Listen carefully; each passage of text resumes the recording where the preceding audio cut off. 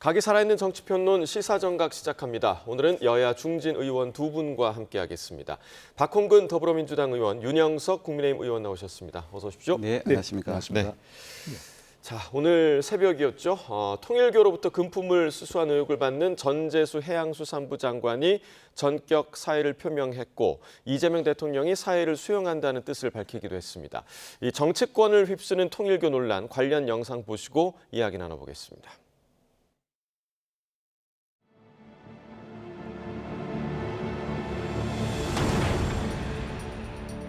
불법적인 그 어떠한 금품 수수 전혀 없었다. 단연코 없었다. 해양수산부 장관의 직을 내려놓고 당서를 보도해서 명예를 훼손하는 것은 인격 살인입니다.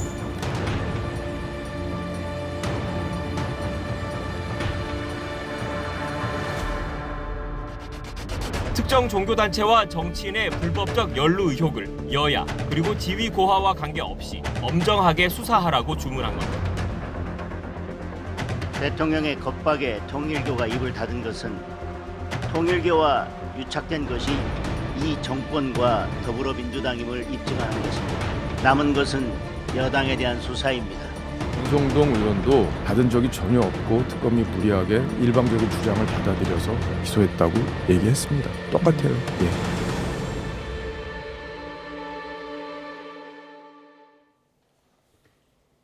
네, 오늘 아침 사의를 표명한 전재수 해수부 장관의 사의에 대해서 이 대통령이 수용 방침을 지금 밝힌 상황입니다. 지금 상황 좀 어떻게 보고 계세요?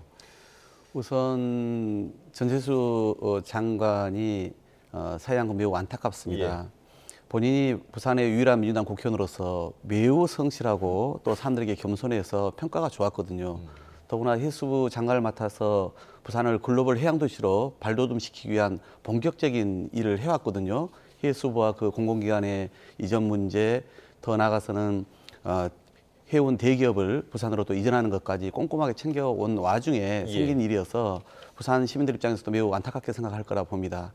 다만 저는 본인께서 이렇게 이해하고 있지 않습니까? 우선 마치 그 청탁의 사유가 한일 해저 터널을 위해서 했다 이렇게 얘기를 하는데 알다시피 전재수 장관은 공개적으로 그리고 저희 민주당도 마찬가지로 부산에는 가덕도 신공항이 더 중요하다. 그래서 오히려 저희는 거기에 대해서는 부정적이었던 입장이었어요. 오히려 2011년도 국민의힘 김종인 위원장이 이걸 추진을 하고 또 밀양에서도 그 시의회 다수를 차지하고 있어서 거기서 지금 추진을 만들면서 해오지 않았습니까? 그러니까 그 이유로 청탁을 했다는 것이 상식적이지 않고요. 또한 오늘 보면은 전 장관이 부산 통일교 행사 시점에 자기는 성당에서 미사를 드리고 있었다 이렇게 해명을 하거든요. 그래서 제가 보기엔 이제 국정에 또 대통령에게 부담을 주지 않기 위해서 스스로 결단하고 자기의 그런 의혹을 밝혀나가겠다라고 정면 이렇게 그 승부를 건 격인데 의혹이 없다는 것을 제대로 밝혀내면 오히려 전화위복 또는 정치적으로 어떤 회복할 수 있는 기회가 또 올 것이다 이렇게 보고 있습니다. 근데 또 그 국민의힘에서는 오늘 이제 바로 이렇게 사의를 표명했고 대통령이 사의 수용을 한 걸 두고 그렇게 당당하면 왜 직을 내려놓느냐라고 이야기를 할 수도 있을 것 같거든요. 일단 그 전재수 그 해양수산부 장관이 그동안에 통일교 측과 아주 밀접하게 그런 많은 접촉을 해왔다는 것은 사실로 지금 밝혀지는 것 같습니다. 그런 과정에서 지금 금품을 받았는지 여부는 물론 이제 밝혀야 되겠지만은 현직 장관으로서 저는 그 사직을 하는 것은 맞다고 생각해요. 왜냐하면 이게 정치적 논란 전체가 이게 지금 그 엄청난 파문을 일으키고 있기 때문에 내각 전체로 퍼지고 이재명 대통령 본인도 지금 여기에서 지금 자유롭지 않다고 지금 하는 정황들이 많이 나고 있지 않습니까? 그렇기 때문에 일종의 꼬리 자르기로 보이지만 그는 본인의 처신을 잘 했다고 보고 저는 이게 이제 지금 그 전재수 장관은 그 제 지역구 바로 옆입니다. 옆인데 참 안타깝지만은 그 정치적으로는 아주 치명타다. 그래서 잘 그 해명을 하시길 바랍니다. 예. 네. 자, 일단 뭐 이 사안의 사실 여부는 수사를 통해서 앞으로 좀 밝혀져야 할 사안인 것 같고, 지금 전재수 장관 외에도 정동현 장관 역시 이제 금품 수수는 아니지만 통일교와의 그런 접촉 사실과 관련한 입장을 발표하기도 했습니다. 논란이 될 만한 행동은 전혀 없었다, 이렇게 해명을 하더라고요. 아마 윤 의원님도 저도 지역에 가면은 가정연합이라는 이름으로 통일교의 그런 그 종교단체가 있죠. 예. 또 이 시도 차원에서에도 그런 행사가 있으면은 초청도 오는 경우가 있습니다. 그걸 알고서 안 가는 분들도 또 뭐 많고요. 예. 그런데 저는 정동영 그 장관이나 또는 이종석 우리 국정원장이나 이런 분들은 다 통일부 일을 했고 남북관계 업무를 주관하지 않았습니까? 통일부가 과거에 평화자동차 이름으로 북한에 투자를 많이 하지 않았습니까? 그래서 남북 그런 경제 교류를 되게 주도했기 때문에 다른 민간 또는 다른 경제단체와 마찬가지로 통일부 장관에 대한 면담은 있을 수 있다고 생각합니다. 그런데 거기에서 불법적인 어떤 요구를 했거라든가 아니면 금품을 유법하게 주고받았다는 문제인 것이죠. 그런데 그렇게 자신들의 어떤 그런 정책을 제안하는 차원에서의 면담이라면 그건 뭐 법으로 다룰 수 있는 문제는 아니라고 봅니다. 그러니까 면담 차원의 만남이었다라고 해주셨고, 이제 조금 전에 윤 의원께서 얘기를 해주신 대로 국민의힘에서는 그 이번 통일교 의혹에 대해서 이재명 대통령을 또 정조준하기도 했는데, 관련해서 여당의 입장까지 같이 들어보시고 이야기 이어가겠습니다. 그러나 이번 사안은 전재수 장관 개인의 일탈로 끝날 문제가 아닙니다. 최근 드러난 여러 정황은 이재명 정권과 통일교와의 강한 부정적인 유착 관계를 나타내고 있습니다. 그럼에도 민중기 특검은 민주당 인사들에 대해서 단 한 차례의 조사도 하지 않고 사건을 경찰로 넘겼습니다. 전재수 의원도 마찬가지로 권성동 의원이 그렇게 진행되고 있다면 당연히 같은 식으로 엄정한 수사를 받아서 뭐 구속이 되고 또 법의 심판을 받아야 된다, 이렇게 생각을 합니다. 단순히 그 윤영호 진술을 하나 가지고 그런 거 아니겠습니까? 그러니까 이게 뭐 억울을 하느니 어쩌느니 이런 얘기를 다 떠나서 뭐 엄정하게 법의 심판을 받아야 된다, 이렇게 생각. 민중기 특검에서도 수사해서 수사를 국수본으로 이첩을 했기 때문에 사실관계를 좀 분명히 할 필요가 있다라고 보고, 민주당은 이 문제에 관해서는 원칙대로 대응한다는 입장입니다. 야권에서도 뭐 나경원 의원까지 거론이 됐기 때문에 그리고 구체적으로 뭐 방송에 녹음된 그 목소리까지 방영이 돼서 아마 철저하게 서로 여야 구분 없이 수사하는 게 필요하다, 그렇게 보고 있어요. 네, 일단 국민의힘에서는 권성동 의원의 사례가 있었기 때문에 더 좀 강하게 밀어붙이는 듯한 그런 모양새거든요. 예, 일단 그 민주당이 만든 이 특검이 전 너무 편파적이라고 생각합니다. 이 권성동 의원도 단 한 푼의 지금 금품을 받은 적이 없다고 지금 부인을 하고 있지 않습니까? 그럼에도 불구하고 비슷한 시기에 이 사건을 다 인지를 했어요, 특검에서. 권성동 의원, 그 다음에 지금 나오는 뭐 정동영 장관, 전재수 장관, 또 임종성 전 국회의원 다 인지를 해놓고도 민주당 인사들은 다 그냥 이 묵살을 해버리고, 권성동 의원 어떻게 했습니까? 권성동 의원 비롯해서 우리 당 의원들 수십 차례 압수수색하고 탈탈 털어가지고 권성동 의원만 지금 구속을 해놓은 상태예요. 이것이 너무 편파적이라는 것이고, 지금 여러 가지 지금 방송에도 나왔지만은 이재명 대통령 지금 본인이 통일교 총재를 만나려고 했다는 그런 지금 통화 녹음까지 지금 나오지 않습니까? 그런 부분까지 나오는데, 이재명 대통령 본인의 그러한 통일교와의 유착 관계, 그리고 이재명의 최측근인 정진상 전 정무실장, 또 이재명의 최측근인 임종성 전 의원, 원조 7일 멤버 아닙니까? 이런 분들이 지금 통일교 관계자들로부터 금품을 받고 뭔가 뇌물을 받았다 하는 그런 부분이 지금 의혹이 지금 제기되고 있는데, 지금 이재명 대통령 본인부터 이러한 문제에 대해서 명백하게 본인이 관련됐는지 안 됐는지 명백하게 이거를 국민들께 납득할 수 있도록 밝혀야 됩니다. 그렇지 않으면은 엄청난 후폭풍이 아마 몰아칠 겁니다. 예, 지금 뭐 말씀하신 것처럼 이재명 대통령까지 국민의힘은 좀 겨냥을 하고 있거든요. 보십시오. 특검법에 수사할 수 있는 대상이 총 16가지가 있습니다. 그중에 13번째가 지난 20대 대선, 윤석열 대통령이 당선된 그 대선에서 드러난 이 선거법 등 위반 사안에 대한 거예요. 예. 그리고 마지막 16번째가 이 1호에서 15호까지의 이 수사 과정에서 인지된 관련 범죄거든요. 그러니까 지금 무슨 말씀을 드린 거냐면 권성동 의원의 건은 딱 여기에 해당되는 거예요. 아까 말씀드린 13번째의 이 의혹에 해당되기 때문에 특검의 수사 대상이 되는 거고요.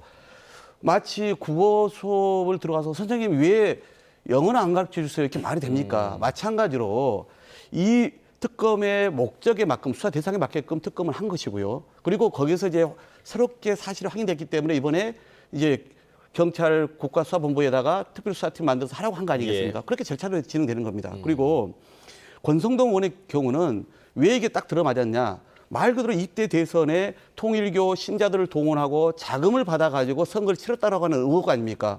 그렇기 때문에 당연히 특검에서 다룰 수밖에 없는 사안이었던 것이죠. 저는 제가 당시에 이재명 대통령 후보의 비서실장 아니었습니까? 정말 세세한 일정과 메시지까지 모든 걸 다 제가 관리하고 사후적으로라도 나중에 제가 모르는 부분까지 다 파악을 했습니다. 그때 당시에 대통령께서 후보께서 이 통일교 쪽의 접촉이나 이런 것에 대해서 어떤 보고도 내부 논의도 없었습니다. 그럼 제가 확인할 수가 있고요. 그리고 하나 더 말씀드린 것은 대통령께서 지고화 막론하고 여야 막론하고 엄정히 수사하고 처벌하라 얘기하지 않았습니까? 그 얘기는 무슨 뜻입니까? 이번 수사 과정에서 자기는 중립적이고 엄정하게 자기는 태도를 자세를 견지하겠다 이런 거 아니겠어요? 그러니 여야를 막론하고 저는 이 문제에 대해서는 철저하게 발본석원해야 한다. 그래서 여기 대해서는 특검과 별개의 사건이지만 그건 당연히 제대로 사실관계를 밝혀서 법의 심판을 받도록 해야 되지 않겠습니까? 자, 특검이 수사할 사안이 아닌 이유에 대해서 지금 설명을 해주셨고 그 부분은 차치하더라도 잠깐만 좀 말씀드릴 수 있습니까? 지금 이제 우리 박홍근 대표님께서는 그 당시 이제 비서실장을 하셨다 이렇게 말씀하셨는데 비서실장이 관련한 공식적인 일정이 없는 일정들이 분명히 있겠죠. 그래서 그런 부분에서 이제 지금 하는 의혹이 제기되고 있고 집에서 나올 때부터 들어갈 때까지 일정을 제가 다 알고 있어요. 당시에. 그리고 지금 그 특검의 그 수사 범위에 권성동 의원만 해당이 되고 지금 정동영, 전재수, 임종성, 정진상 수많은 지금 민주당 인사들은 해당이 안 된다고 하는 그 말씀 자체가 저는 대단히 편파적이다. 왜냐하면은 특검법을 안 모셨어요. 그러니까 수사 대상에 선거법과 관련된 부분이라고 딱 명시를 해놨거든요. 어떻게 특검이 법을 위반하면서 할 수가 있습니까? 들어보세요. 자, 특검이 이 사실을 인지했다는 것은 팩트지 않습니까? 8월 달에. 그러면은 특검의 수사 범위가 아니면 빨리 경찰에 이첩을 했었어야죠. 왜 이거를 공소시효가 지금 며칠 남지 않은 12월 달까지 이걸 묵살했느냐 하는 것이 제가 지금 제기하는 그런 문제입니다. 그래서 그런 부분에서 민주당과 지금 특검이 너무 편파적이다 하는 제가 말씀드립니다. 특검 기간이 정해져 있고 그래서 당연히 특검은 빨리 자기 본연의 임무에 충실하고 그러나 거기서 나온 어떤 부수적인 사건에 대해서는 당연히 그것을 이후에 어떻게 처리할 것인지를 수사를 최종적으로 정리하는 과정에서 판단하기 마련이죠. 그 절차를 밟고 있는 거 아니겠습니까? 빨리 이첩을 했었어야죠. 그것이 바로 특검의 법에 정해지는 의무입니다. 그 이첩 시점과 관련해서는 조금 논란이 될 수 있는 부분임은 맞는 것 같고 어제 그 통일교 윤영호 전 본부장 결심 공판이 있었는데 사실 이 자리에서 추가적인 이야기가 있을 것인가 이 부분이 상당히 좀 주목이 됐습니다. 하지만 그 앞 시점에 이제 대통령의 메시지가 나오면서 어제 사실 윤영호 본부장이 아무 말도 하지 않았거든요. 그래서 대통령의 말이 정말 통일교의 압박으로 작용했을 것이냐 이 부분에 관련해서는 좀 어떻게 보세요? 뭐 지금 통일교는 지금 엄청난 위기죠. 아마 통일교가 생긴 일이 아마 최대의 좀 위기를 맞고 있는 겁니다. 그렇기 때문에 또 통일교는 뭐 전 세계에 뭐 수백만 명의 지금 그 신자가 있는 그런 종교단체인데 아마 통일교 입장에서 지금 그 이재명 대통령이 하는 통일교를 해체하겠다. 직접적으로 아니지만 종교단체를 해체할 수 있다는 그런 말씀을 하지 않습니까? 그래서 여기에 대해서 엄청난 그 어떤 위기의식을 느낄 거예요. 그렇기 때문에 통일교로서도 지금 이재명 대통령과 거래를 하는 겁니다. 그래서 지금 그 통일교가 통일교 관계자들이 지금 계속 지금 언론에 민주당 관계자들과 이재명 대통령이 연루되어 있다는 것을 이제 흘리는 것은 역시 이재명 대통령과 민주당이 일종의 그런 거래를 하는 겁니다. 그래서 만약에 우리 통일교를 해체하려는 그런 움직임이 보일 때는 우리가 모든 걸 다 풀어버리겠다. 그런 것이고 이재명 대통령 본인도 지금 본인이 굉장한 위협을 느낄 거예요. 본인이 통일교 총재를 대선 기간 중에 만나려고 했다는 그런 정황이 지금 나오고 있고 본인의 지금 최측근 인사들이 금품을 받았다는 그런 지금 진술이 나오고 있습니다. 그런 상황에서 본인이 엄청난 위기감을 느끼고 그렇기 때문에 급박을 할 수밖에 없겠죠. 재판에서 불지 마라. 내가 연루됐다는 것을 불지 마라. 그건 있을 수밖에 없는 것이죠. 그건 뭐 충분히 상식적으로 지금 이재명 대통령도 그렇고 통일교도 그렇고 서로 거래를 하고 있다. 윤 의원님 너무나 이렇게 정치 말씀하시- 소설을 많이 보신 것 같아요. 우선은 정치 소설을 많이 읽으신 것 같다고. 첫 번째는 우선은 우리 대한민국 헌법에 정치와 종교의 분리가 명시되어 있습니다. 그런데 이번에 이 사건이 왜 불거졌습니까? 알다시피 윤석열을 대통령 만드는 과정에서 신천지, 통일교에 국민의힘이 조직적으로 관여해서 그래서 당원을 대거 입당시키고 그리고 부정한 돈을 받아서 이것을 특검이 밝혀서 헌법의 질서에 맞게끔 책임을 묻겠다. 이렇게 해서 시작된 특검 아닙니까? 예. 그 본질을 놓쳐서는 안 되는 거고요. 그리고 이 과정에서 이제 드러난 의혹이 있기 때문에 이것은 그러면 경찰이 수사해라. 여기가 지금 현재 와 있는 상황인 예. 것이죠. 그러니 윤영호 본부장이라는 사람이 특검에서의 진술이 있어요. 그리고 재판에서 한 얘기가 있지 않습니까? 일단 이게 지금의 증거와 증언이기 때문에 이걸 가지고 향후에 경찰에서 철저한 수사를 하라고 지금 대통령께서 얘기하고 있지 않습니까?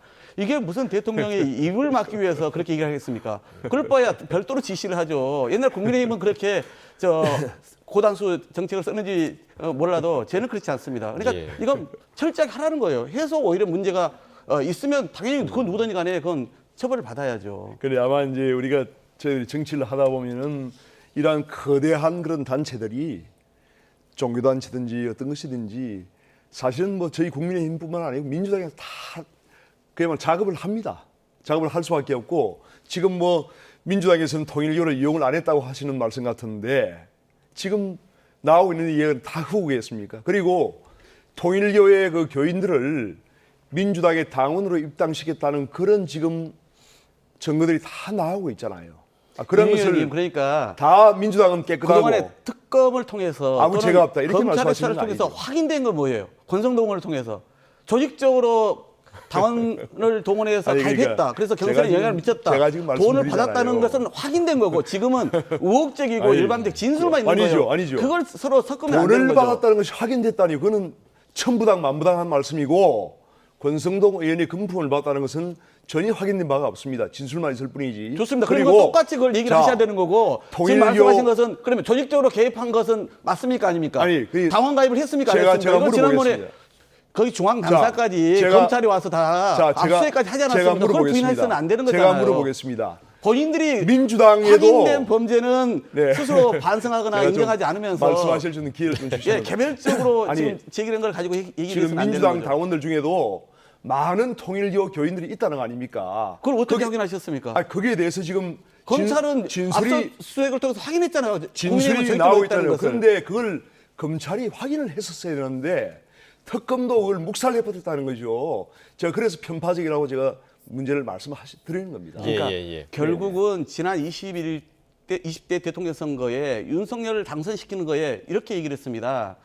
통일교회 부회장이라는 사람이 건진 법사한테 뭐라고 얘기를 했냐면 윤석열 대통령 당선에 통일교가 은혜를 입었다. 통일교회 은혜를 입었다.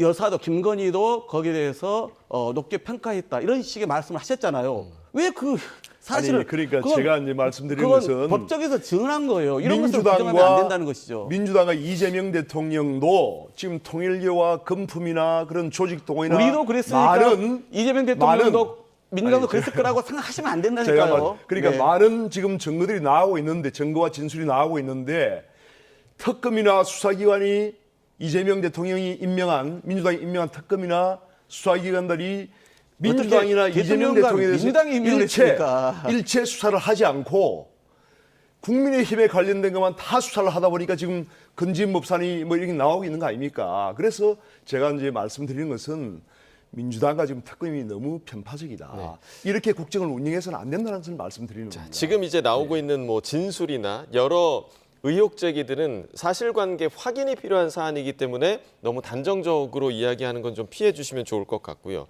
어찌됐든 이번 사안이 사실 중요한 부분은 지금 특히나 여야는 지방선거를 상당히 조금 신경을 쓰고 있는 그런 상황이기 때문에 사실 전재수 장관 같은 경우는 유력한 차기 부산시장 후보였지 않습니까? 그래서 민주당의 지방선거 전략에 큰 변화가 있지 않을까라는 생각이 드는데 어떻게 좀 전망하세요? 우선은 전재수 장관을 둘러싼 의혹에 대해서 어떻게 그 수사나 이런 상황이 전개되는지를 지켜보는 게 필요하겠고요. 그리고 뭐 전 장관이 거론됐지만 본인이 구체적으로 공표한 바는 없죠. 그러니까 여러 거론된 중에 한 분인 것은 분명합니다.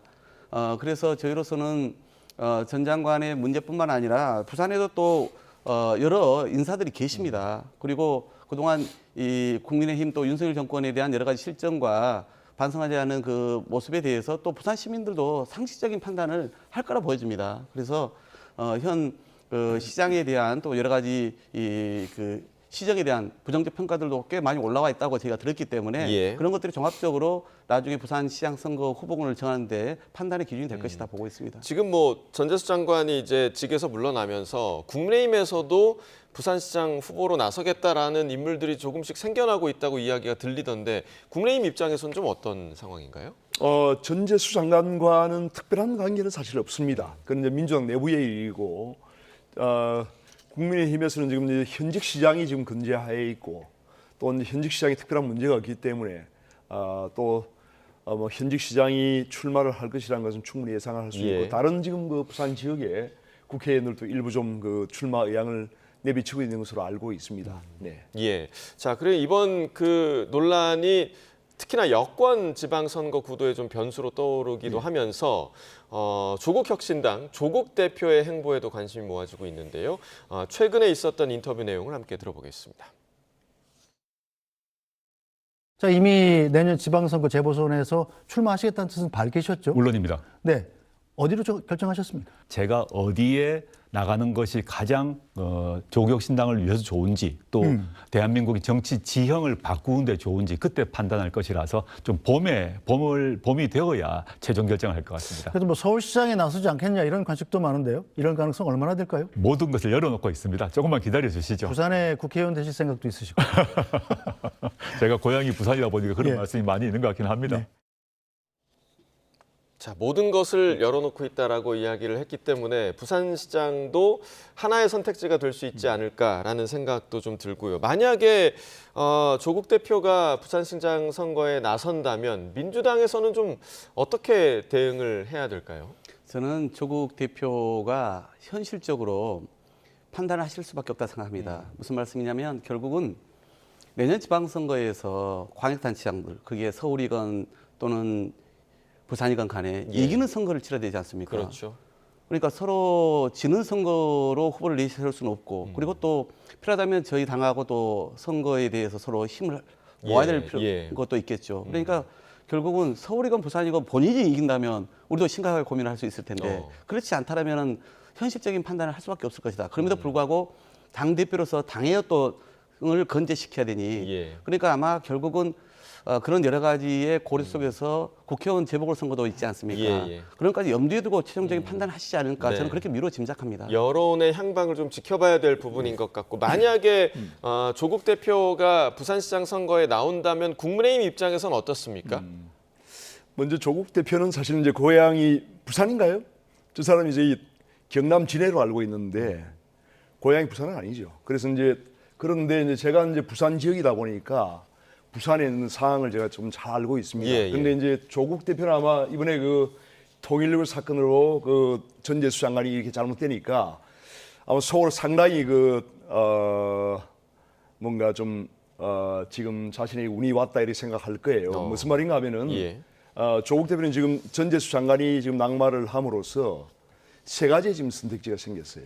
그리고 첫째는 제가 보기에는 이제 자기가 뭐 부산이 고향도 아닌데 부산 사람이라고 이렇게 하는 거 보면은 고향이 아니 경남 지내라고 제가 알고 있는데 어쨌든 간에 자기가 부산 사람이라고 이야기하는 것은 부산 시장에 대한 강력한 출마 의지를 지금 내비친 겁니다. 그리고 이제 두 번째는 그동안에는 부산 북구에 이제 전재수 장관이 낙마를 하면 거기에 이제 들어가겠다 했는데 그거는 변수가 없어진 거죠. 그러니까 부산 시장이냐 서울 시장이냐인데 제가 보기에는 이재명 지금 대통령이 정원호 그 성동구청장을 지금 상당히 마음에 두고 있기 때문에 조국 대표는 분명히 그 부산시장 쪽으로 출마를 할 의향을 상당한 가능성을 두고 있지 않겠는가 생각합니다. 예. 네. 자, 지금 뭐 말씀을 또 언급을 해주셨는데 서울시장 관련해서는 지금 박홍근 의원께서 좀 섭섭하셨을 것 같습니다. 이재명 대통령이 정원호 성동구청장 마음에 두고 있다 이렇게 얘기를 해주셔서 안 그래도 최근에 그 이야기가 있었잖아요. 대통령의 그 SNS 언급이 있었는데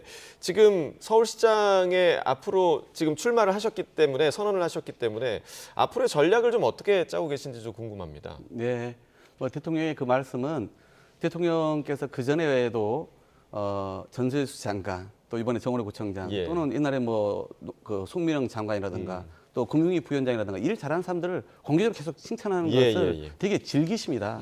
그렇게 되게 유머러스하게 재치 있게 하는 경우인데 물론 이제 내년 시장 선거를 앞두고 있다 보니까 그게 좀 더 증폭된 점이 있긴 하죠. 그래서 뭐 저도 개인적으로는 좀 당혹스럽기도 했고 또 부럽기도 하다 이렇게 제가 표현을 썼는데 저도 대통령께서 작년 8월에 서울시장의 뜻이 있다고 얘기를 했을 때 일 참 잘하는 원내대표였고 그러기 때문에 이후에 시장을 맡으시면 서울을 제대로 이끌어갈 거다 이렇게 칭찬 저도 받았습니다. 그런데 그건 이제 대통령께서 그렇게 잘하는 사람에게 힘 실어주는 것은 뭐 당연한 거고요.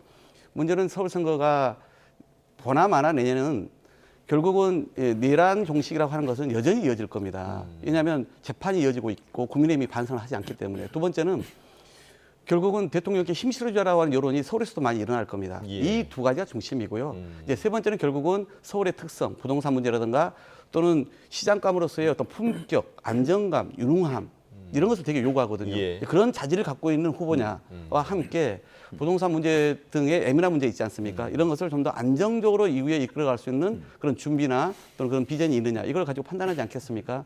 저는 그런 점에서 제가 이재명 대통령과 그래도 오랜 동안 호흡을 가장 잘 맞춰왔고 또 이재명 정부 5개년을 설계해온 사람으로서의 그런 어떤 정책과 또 현장 조정 능력 그리고 당의 의지키는 민생 실천위원장을 맡아가지고 현장을 누비면서 갈등을 많이 조정하지 않았습니까? 실제 민생 문제를 많이 해결한 입법을 해왔고 그런 데 있어서의 어떤 유능함 이런 것들이 좀 잘 시민들께 부각되면 충분히 선거를 잘 이끌어갈 수 있겠다라고 판단하고 있습니다. 그러면 이번에 이 통일교 논란이 서울시장 선거 판세에도 좀 영향이 있을 거라고 보세요. 어떻게 보십니까? 물론 전체 국민 여론에 영향이 없다고 볼 수는 없겠죠. 그러나 서울과 또는 서울 지역의 지금 의원들하고 직결되어 있는 것은 아무것도 지금 드러나고 있지 않지 않습니까? 그렇기 때문에 그 부분과 별개로 시장을 뽑는 선거에 직접 영향은 있지 않을 것이다 이렇게 봅니다. 자, 마지막으로 국민의힘 내부 사정도 좀 짚어보겠습니다. 최근에 장동혁 대표를 향해서 쓴소리를 직격했던 윤한홍 의원. 오늘은 한 인터뷰에 나와서 이런 말을 하기도 했습니다. 함께 들어보겠습니다. 백약의 무효라고 했던 거는 우리가 지금 농성을 하고 필리버스터를 하고 이재명 대통령의 뭐 사법농단이나 뭐 온갖 폭정을 우리가 비판을 해도 국민들이 안 받아주잖아요. 그렇기 때문에 먼저 태세 전환을 하자는 거거든요. 우리가 의석수가 적기 때문에 지금 국회에서 사실상 할 수 있는 게 아무것도 없어요. 국민들의 지지를 받지 않으면 지금 그냥 국회에서 우리는 그냥 있으나 마나한 존재입니다. 의원님 같이 생각하시는 의원들이 PK시잖아요. 이번에 조금 어려운 이야기를 하고 나서 의원님들이 공개적으로 안 하고 야, 정말 진짜 시원하다고 이야기하는 사람이 꽤 많습니다. 자, 일단 윤 의원님, 일단 그 국민의힘 내부에서 원조 친윤으로 분류되던 의원들이 지금 이러한 목소리를 내고 있는 상황. 그러니까 국민 일부는 지방선거 앞에 두니까 왜 갑자기 저렇게 태세 전환을 하는 거냐라고 비판을 할 수도 있거든요. 어떻게 좀 보십니까? 뭐 다 이제 의원들 각자 자기 생각이 있지 않겠습니까? 뭐 그 각자의 자기 생각을 나무랄 수는 없는 노릇이고 저희 당의 그동안에 최근에 한 10년 정도의 참 엄청난 지금 쇠퇴하는 이런 현상을 보이고 있는데 가장 큰 원인은 내부의 불협화음입니다. 그래서 내부의 갈등이 있는데 지금은 좀 그 내부의 갈등이 좀 최소화되면 좋지 않겠느냐. 예. 사실 저런 그 부분들이 야당을 비롯한 그 야당 친화 언론들의 그런 먹잇감이 되고 결국은 우리 당의 어떤 이 좋지 않은 면을 이제 국민들이 다 알게 되고 하는 그런 부분이기 때문에 조금 자제했으면 좋겠다는 게 제 생각. 뭐 이거는 뭐 어떤 그 정파를 떠나서 솔직히 그렇습니다. 그래서 이제 그런 생각이고 또 말씀들을 조금 그 격조 있게 좀 가려서 해야 되지 않겠느냐. 뭐 이 대표 앞에서 똥 묻은 게 이 아니거든요, 솔직히. 그래서 이제 그런 부분이 너무 이제 우리 당의 어떤 이 일원으로서 자괴감이 든다는 말씀을 드릴 수밖에 없고. 그런데 지금은 이제 여러 가지 그 노선의 어떤 그 갈등이 있습니다, 분명히. 그렇지만은 이제 지방선을 앞두고 저는 여러 가지 지금 그 장동혁 대표 체제가 뭐 무너질 것이다, 뭐 이런 얘기도 있고 한데, 제가 이제 그 박근혜 전 대통령 그 탄핵 이후에도 주요 당직을 했었고 또 지난번 그 윤석열 대통령 대선 당시에도 최고위원을 해서 여러 가지 당내 사정을 조금 알기는 압니다. 아는데 지금 상황은 지도 체제가 무너질 정도의 그런 상황은 사실은 전혀 아니고요. 아니고 그리고 이제 지방선을 바로 앞두고 있기 때문에 지금 만약에 지도 체제가 무너진다면은 우리 당은 뭐 지방선거의 대패를 할 수밖에 없는 그런 상황이죠. 그래서 저는 이제 좀 장동혁 대표도 조금 그 우리 당의 어떤 당세를 확장하기 위해서는 보수 결집도 중요하지만은 중도 확장을 해야 됩니다. 그거는 불문가지의 사실 아니겠습니까? 정치에서 플러스 정치를 해야죠. 그래서 장동혁 대표한테도 제가 얘기를 했습니다. 당내 어떤 보수만 보지 말고 중도 확장을 해라. 그래서 이제 그런 건의도 하고 했는데 여하튼 지금 우리 당의 당원들이나 우리 당의 국회의원들이 조금 서로 절절하면서 당의 그런 뭔가 불협화음을 최소화하고 또 이재명 대통령이 지금 잘못하고 있는 부분들 또 민주당이 지금 우리 대한민국의 이 민주주의 헌정 질서를 완전히 지금 무너뜨리고 있지 않습니까? 사법부를 파괴하고 뭐 3심제를 4심제로 만들겠다 이 엄청난 거 지금 그 국헌을 문란시키고 있는데 이런 부분에 좀 집중해서 우리 국민들이 제대로 알 수 있도록 하는데 집중을 하자 하는 그런 말씀을 제가 드리고 싶습니다. 근데 국민의힘이 중도 확장하려면 다 할 수 있는 일이 있어요. 제가 보기에는 너무나 지금 극우 방식으로 당을 이끌어온 지금 그 당대표 장동혁 당대표가 사퇴하는 게 가장 좋고요. 그다음에 어제 인요한 의원이 의원직을 내려놨잖아요. 저는 중진들이 배워야 돼요. 특히 윤석열 대통령을 만들고 그리고 그 밑에서 호의호식했던 사람들이 많지 않습니까? 예를 들어 원조로 가는 윤한홍 의원 지금 저렇게 사과하고 있지만 사실 자기들이 책임져야 될 사람이에요. 권영세 의원 아닙니까? 그리고 지금 여전히 입을 닫고 있는 윤상현 의원이라든가 나경원 의원 얼마나 책임이 큽니까? 왜 그분들은 사퇴를 안 하고 힘없는 비례 오히려 합리적인 보수의 생각을 갖고 있는 저런 비례 초선이 사퇴하게 둡니까? 나는 그런 점에서 진짜 중도 확장하려면 그 진정성을 보여라. 결단을 통해서 이렇게 좀 조언을 드리고 싶습니다. 우리 윤 의원 같은 분이 중심이 되면 됩니다. 당의 중심이 되십시오. 혼란에 빠진 국민의힘이 어떤 방향으로 나아갈지 좀 지켜봐야겠습니다. 두 분 말씀 오늘 여기까지 듣겠습니다. 박홍근 더불어민주당 의원, 윤현석 국민의힘 의원과 이야기 나눠봤습니다. 고맙습니다. 네, 고맙습니다.